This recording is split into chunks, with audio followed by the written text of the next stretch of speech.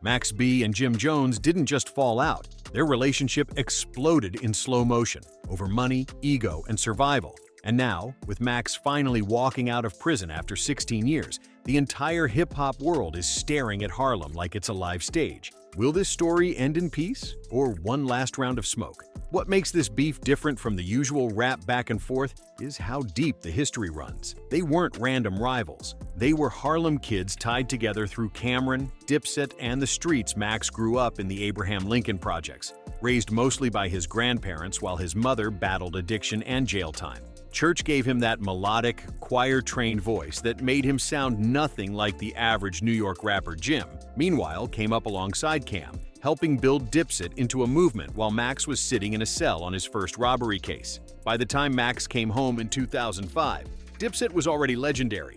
Walking back into Harlem, Max stepped straight into a buzzing empire. Cam dropping classics, Jim finally carving out his lane, Jewels on fire. And for a moment, it looked like Max B was about to be the next superstar in the crew. Once Max linked with Cam and Jim, the chemistry was undeniable. He started doing hooks and verses for Jim's projects, showed up on Harlem, Diary of a Summer, and then really got noticed with his hook on Cam'ron's You Gotta Love It, a Jay-Z diss that made everyone ask who this wavy melodic voice was. From there, Max dropped Million Dollar Baby and joined Jim's ByrdGang alongside Stack Bundles. And behind the scenes, he was doing even more work than fans realized. Max has always claimed he wrote a lot of Jim's biggest records, including We Fly High, the song that turned Jim into a mainstream star and climbed into the top 5 on the Billboard charts. While Ballin' was ringing off in every club and arena, Max was already in serious trouble. The Gina Conway Holiday Inn situation, a jealousy-fueled, money-driven setup that turned into a botched robbery and a murder, came crashing down on him. Even though he wasn't at the hotel when David Taylor was killed, prosecutors painted him as the mastermind. Gina testified against him. Kelvin Leardam was accused of pulling the trigger. Max was hit with a 75-year sentence. That's the moment the music, the streets, and the friendship all collided in the worst way possible. Sitting in jail, hearing We Fly High take over the world while he was fighting for his life, Max's frustration turned into open war. He said he wrote not just that hit, but most of Jim's best material, and still got crumbs in return, getting paid a few $100s a show while Jim allegedly walked away with tens of thousands. He watched Jim enjoy the success while he sat on a $2 million bail he couldn't pay. When his bail dropped to $90,000, the only lifeline came with a catch. A new deal from Jim that let Max use the advance to get out, but required him to sign over his publishing. In other words, his freedom came at the cost of his future. Max signed it because he had no choice, but he never forgave it. After 10 months locked up, he came home grieving Stack Bundles' death, bitter about the contract, and done playing the background. That's when the beef fully evolved from tension to full-on disrespect. Max left ByrdGang, launched his own crew Gain Green, and linked up with French Montana, who already had his own issues with Jim. Together, they turned their anger into content, diss tracks, legendary world star clips, and the now infamous public domain 3 cover showing tombstones for Millie Jim Jones and Vanilli Joel Santana.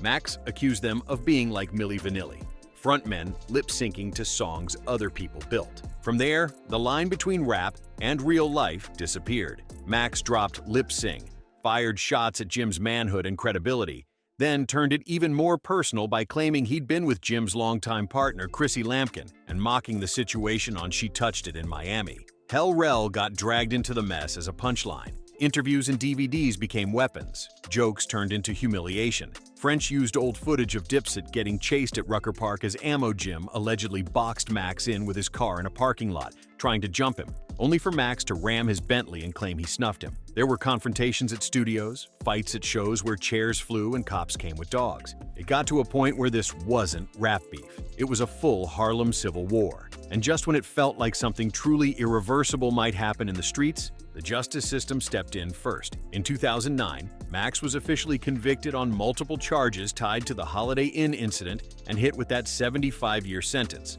while Kelvin got life plus 35. For most people, that would have been the end of the story. But Max refused to fade. From behind bars, he won a lawsuit freeing himself from Jim's control over his music, finally dropped Vigilante Season, and slowly turned into an underground folk hero. Fans pushed Free Max B for years. His legal team argued his first lawyer had a conflict of interest, acting as both his attorney and manager, and allegedly steering him away from a 10-year plea to chase a bigger payday if Max beat the case. In 2016, a judge agreed enough to reduce his sentence to 20 years with time served, putting real hope on the calendar. From prison, Max's tone changed. In interviews, he admitted the beef was old and said he'd grown beyond it, talking about being a new man, a husband, a father of 4, focused more on coming home, getting money, and riding off into the sunset than on rehashing old drama, the Express-Tribune. On the other side, Jim showed no sign of softening. In one interview, when asked if he'd ever work with Max again, he shut it down immediately with a cold no, and insults that made it clear there was still real pain and anger under the surface. So getting back to French and Max, will you work with Max B when he gets out of jail? Fuck Max B. Okay. So Max suck dick. Fuck out of here. All right. Okay. Has that conversation even come up though? No, people don't play with me with that conversation. Ain't nobody can tell me nothing about that. That's the first thing I say. You heard? Okay. That's how you feel. That end the deal for anybody. There ain't no Max talking about conversation. Period. Even after years passed and he managed to squash his 15-year beef with French Montana, hopping on IG Live with him. They cut us off. Live volume on. When it's that good, they cut it off. like the soap operas back in the day when Shout your out mom to Cassidy. get upset.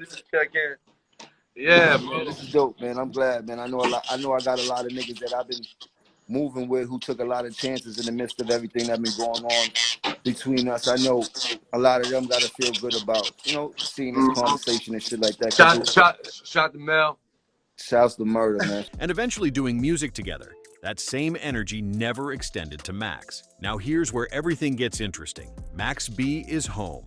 On November 9th, 2025, he walked out of prison after roughly 16 years, stepping into freedom on the same day as French Montana's birthday. French posted the reunion, the long hug, the celebration, the disbelief turned into joy, writing that Max had finally walked it down, and there was no more free you. Since then, Max hasn't moved like a bitter man plotting revenge. He's lining up a 7-date East Coast run, hitting Connecticut, New York, and New Jersey. He's back in the studio working with French on another Coke Wave installment and already talking about proving he's still a musical genius and trendsetter in a rap game that low-key took his melodic wave and ran with it while he was locked up. On camera, his energy is calm but confident. He sounds like someone who's been through hell, did his time, and now just wants to cash out on his name while he still can.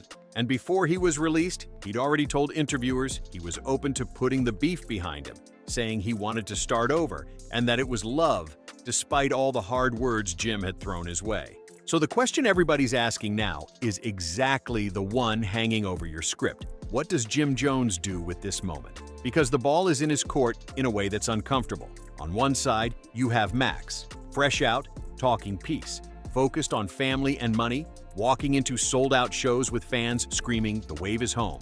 On the other side, you have years of Jim publicly dismissing him, cursing his name, and refusing to even entertain the idea of working together again. Right now, Jim hasn't given the world a real sit-down answer about Max's release. Just small reactions, social media chatter, and little clips that suggest he's not rushing to embrace the free Max wave. But that silence won't last forever. The pressure is only going to build. Blogs will push it, fans will comment under every post, interviewers will keep asking. If Jim doubles down and keeps the never energy, he risks looking like the guy who can squash beef with everyone except the one person who helped write his biggest hit. If he decides to apologize or at least publicly say, "We good, I wish him well," it rewrites the end of a Harlem story that's been ugly for 2 decades. Will they ever get on a track together again? That's a long shot. Too much was said, too many lines crossed, and too much history spilled into public. But can Jim at least acknowledge Max's contribution and let the hate die so both of them can move into their 40s and 50s without dragging that weight? That's the real question now Max B has already made his move.